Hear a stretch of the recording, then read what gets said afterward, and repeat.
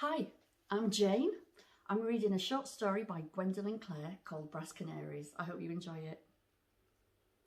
We perch next to the glass where window shoppers can press their flushed faces against the pane and ooh and ah at us. It is shopping season. We know because they cover their hands in cloth and the sky falls white and fluffy around their feet. They hurry by in twos and threes, carrying bags and boxes clutched to their bodies. Sometimes a large one leads a line of smaller ones, like our maker the year he built the ducklings. The smaller ones linger by our window and stare.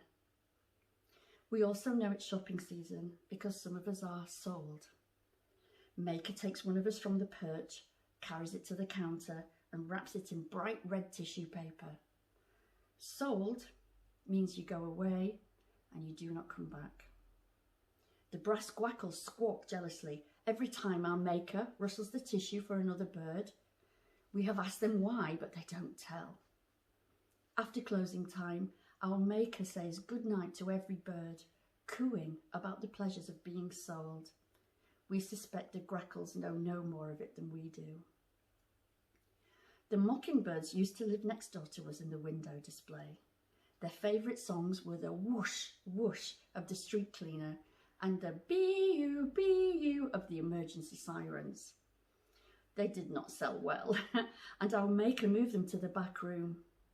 We miss them. They were interesting conversationalists.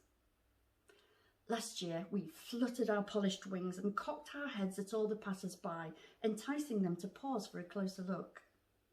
But now, we stare out of the glass or hop around on the perch to face away.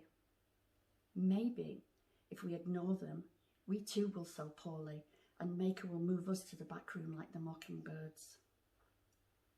A woman enters the shop one morning, the old silver jay cawing her arrival from his perch from atop the doorframe.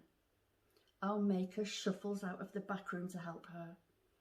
The woman looms over him, imposing and tall, swathed in furs and golden jewellery that gleams like our polished brass plumage.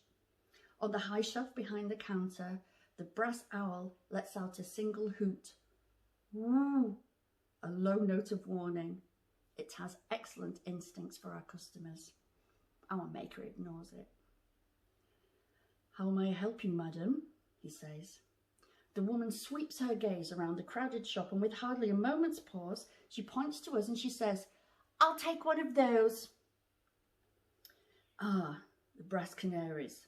They're delicate, very fragile, our maker warns. Only recommended for the most discerning and dedicated hobbyists. "Is that so?" She raises a stern eyebrow. "Well, they are a fine choice, my most lifelike yet. That's why they need such care. Just with real canaries, their health suffers from the slightest neglect, very sensitive birds." A big red ladder truck whizzes by the street singing "Bee-you, bee-you," and in the back room the mockingbirds take up the song "Bee-you, bee-you." The woman smooths down the cloth on her hands and frowns. "I was not planning to stick it down a mine shaft, sir. I simply was looking for a toy for my son." "Perhaps you'd be interested in the brass bats then. They fly," he said, leaning in as if sharing a confidence. Hanging from the rafters, the bats squeak nervously and fan their wings. Our maker may not heed the owl's warnings, but we do. "No, I think rather a songbird. Last year I bought him a brass kitten from LaGrange down on the main street and it scampered off not 3 days after Christmas.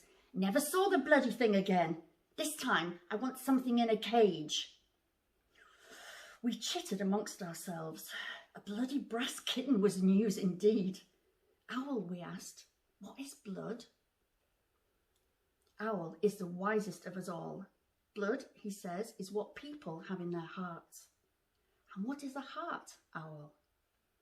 "A heart is a mainspring, but for people." The woman and our maker are arguing about the number written on the little sign below our perch. We wonder, if people wind our springs, then who winds their hearts? In the end, the woman agrees to purchase a pair of us at a reduced price, and she wanders to the other end of the store to look at the cages. Our maker plucks 2 of us from the perch and wraps them carefully, lovingly. The grackles squawk and we exchange knowing glances out of the corner of our beady eyes. Sold means you go away and you do not come back.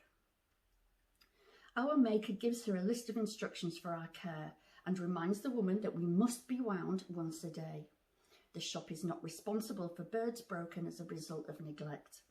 Warranty valid for 30 days with proof of care, not for use in coal mines. 30 days? The woman reads and laughs. You really expect a child to pay attention to the same toy for 30 consecutive days? As I told you, our maker says, tight-lipped, your canaries are quite fragile and require frequent care.